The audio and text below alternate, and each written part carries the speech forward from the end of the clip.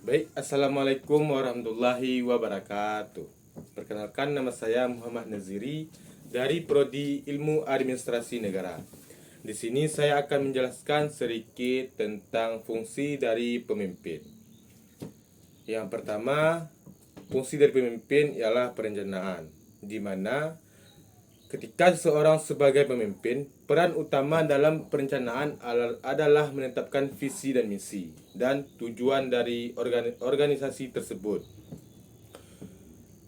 Pemimpin harus mampu merumuskan strategi jangka pendek maupun jangka panjang, serta mendefinisikan langkah-langkah apa saja yang diperlukan untuk kedepannya. Yang kedua, fungsi pemimpin yaitu memandang ke depan. Fungsi pemimpin dalam ini adalah selanjutnya di sini ada fungsi memandang ke depan. Pemimpin harus dapat memandang ke arah ke depan. Apa saja yang diperlukan ke depannya akan dipersiapkan dari sekarang. Yang ketiga ada pengembangan loyalitas, di mana pemimpin harus memiliki peran besar dalam pengembangan loyalitas karyawan, baik di kalangan karyawan maupun pelanggan. Yang keempat, ada fungsi pengawasan atau dengan kata lain controlling. Pemimpin dalam pengawasan adalah mampu memastikan bahwa setiap kegiatan dan inisiatif yang dilakukan sesuai dengan terencana dan standar yang telah ditetapkan. Pemimpin harus secara berkala memantau kemajuan dari progres organisasi tersebut. Yang kelima ada fungsi pengambilan keputusan. Fungsi ini melibatkan kemampuan dari seseorang untuk menilai situasi, mempertimbangkan keadaan, berbagai alternatif, dan membuat keputusan yang tepat akan permasalahan yang dihadapi.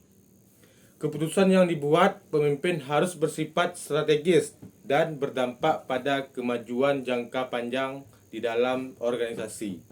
Yang keenam ada fungsi memberi motivasi. Pemimpin berperan penting dalam memotivasi karyawannya.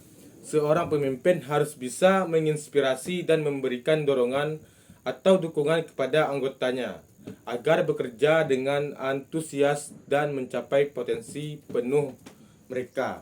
Ini bisa dilakukan dengan memberikan penghargaan atau pencapaian kepada karyawan yang telah bekerja dengan maksimal.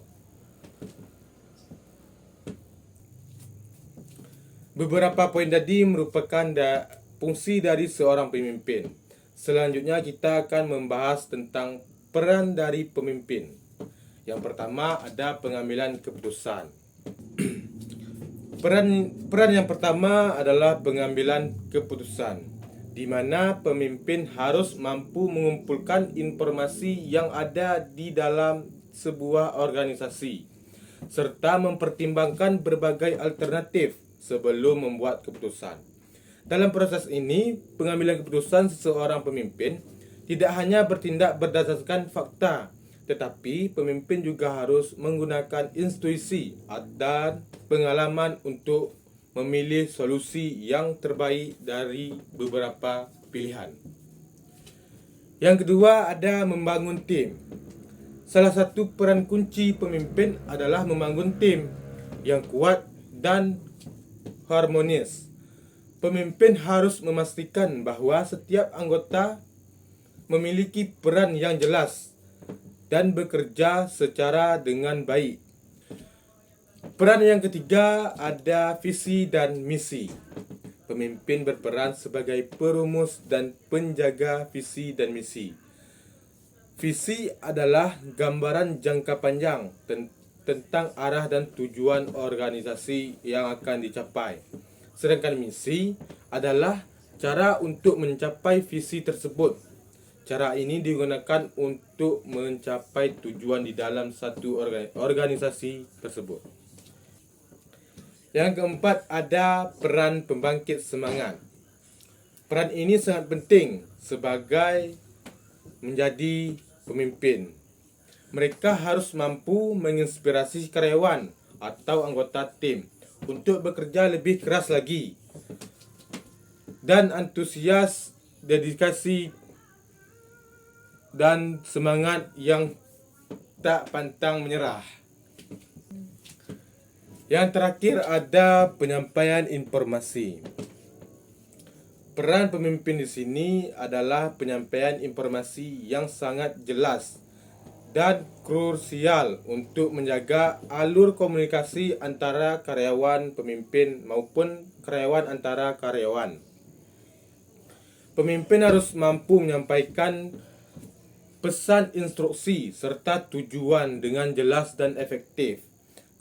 Komunikasi yang baik merupakan kunci dari instruksi tersebut. Pemimpin melibatkan kemampuan dan mendengarkan dan memberi umpan balik serta memfasilitasi dialog terbuka dalam satu organisasi. Demikianlah penjelasan dari saya. Lebih dan kurang saya mohon maaf. Saya akhiri. Wassalamualaikum warahmatullahi wabarakatuh.